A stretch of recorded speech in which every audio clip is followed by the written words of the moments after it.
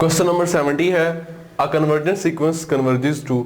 अगर sequence convergent है तो इसका मतलब ये है कि वो उसकी जो लिमिट है वो एग्जिस्ट करती है और वो यूनिक है और किसी एक नंबर को वो कन्वर्ज करेगा, तो उसकी लिमिट जो है वो एक ही होगी, यूनिक लिमिट को कन्वर्ज करेगा। क्वेश्चन नंबर 67 देखें, least upper bound of A set if exist. अगर किसी सेट का लीस्ट अपर बाउंड एग्जिस्ट करता है तो क्या होगा, वो हमेशा जो है वो यूनिक ही होगा, इन्फिनिट नहीं होगा, बिकॉज यहाँ पे हम बात कर रहे हैं रियल नंबर सिस्टम की। एक्सटेंडेड रियल नंबर सिस्टम में जाएंगे तो फिर किसी सेट का जो है लीस्ट अपर बाउंड इन्फिनिट हो सकता है, लेकिन यहाँ मेंशन नहीं, इसलिए हम रियल नंबर सिस्टम में ही रहेंगे, तो यानी इन्फिनिट नहीं हो सकता।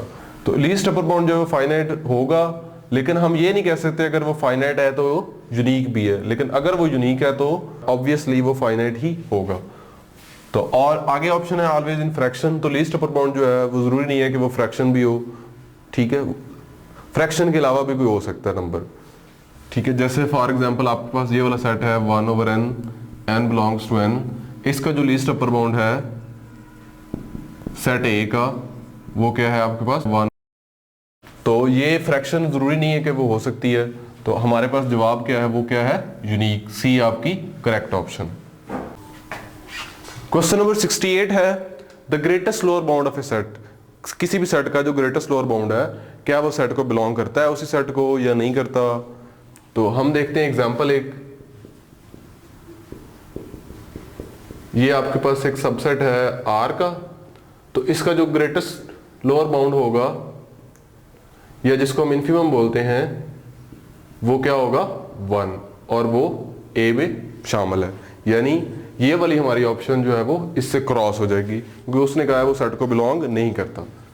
अब एक और हम एग्जांपल देखते हैं, सेट B लेते हैं 0 1, ये भी R का सबसेट है, लेकिन इसका जो इन्फिमम है वो क्या है आपके पास 0 और ये B में नहीं है। तो इस एग्जांपल में ये था कि अगर वो इन्फिमम है तो सेट में है, इसमें यह था कि अगर वो सेट का इन्फिमम है तो इस सेट में शामिल होना जरूरी उसके लिए नहीं है, तो हमारी ये वाली ऑप्शन जो है वो करेक्ट होगी। और फर्स्ट ये भी क्रॉस हो जाएगी। फर्स्ट देखें वो कहता है ऑलवेज बिलोंग टू सेट, लेकिन इस एग्जांपल से ये क्लियर हो गया कि जरूरी नहीं है कि वो सेट को बिलोंग भी करे, तो हमारी करेक्ट ऑप्शन क्या होगी, सी होगी। क्वेश्चन नंबर 69 देखें, if A B belongs to R, यानी ए और बी आपके रियल नंबर्स है, देन उनके प्रोडक्ट का मॉड जो है, तो ये रियल नंबर्स की प्रॉपर्टी है कि अगर आप उनका प्रोडक्ट लें और उनका मॉड लें तो आप उनको सेपरेट अलग अलग कर सकते हैं। तो ये बराबर होते हैं mod of A B is equal to A mod और डॉट बी मॉड। और अगर आप ऑप्शंस को देखें तो यहाँ पे A B mod is greater than mod of A mod of B, तो ऐसा पॉसिबल नहीं है। यहाँ पे देखें mod of A B greater than equal to mod of A mod of B, तो यहाँ पे देखें यहाँ है ग्रेटर देन और इक्वल भी, इसका मतलब ये है कि ये वाला या तो ग्रेटर देन है या फिर इक्वल है, तो ये पॉसिबिलिटी हो सकती है यहाँ पे, क्योंकि यहाँ पे इक्वालिटी मौजूद है। इसी तरह यहाँ भी इक्वालिटी नहीं है और यहाँ भी इक्वालिटी मौजूद है, तो ये लेस देन और इक्वल है, तो यहाँ पे इक्वल वाली कंडीशन मौजूद है। और अगर यहाँ पे किसी साइड पे मॉड नहीं होगा तो जिस तरफ मॉड नहीं होगा वो वाली टर्म जो है वो छोटी ही होगी और दूसरी टर्म जो है वो बड़ी होगी। तो इसकी जो ऑप्शंस हैं वो आपके पास रॉन्ग है, इसलिए हम इस पे कोई टिक नहीं लगाते हैं, लेकिन पॉसिबिलिटी यहाँ पे इन दोनों में मौजूद है, इक्वालिटी आ सकती है बेसिकली, क्योंकि इन दोनों में इक्वालिटी मौजूद है।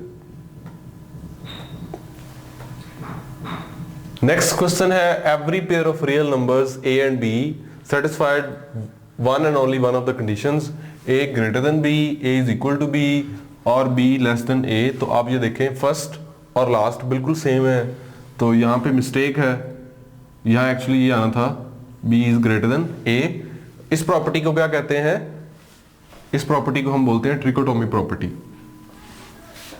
तो इस क्वेश्चन में मिस्टेक थी, अगर यहाँ पे ये ग्रेटर देन होगा तो फिर हम इसको सी ऑप्शन को टिक करेंगे। नेक्स्ट क्वेश्चन देखें 1 plus Z square over 2 factorial plus Z cube over 3 factorial plus Z raised to power 4 over 4 factorial up to so on converges to. हम जानते हैं ये एक बड़ी फेमस सीरीज है e की पावर z की, तो उसको कन्वर्ज करती है, तो इसका जवाब क्या है, ऑप्शन ए।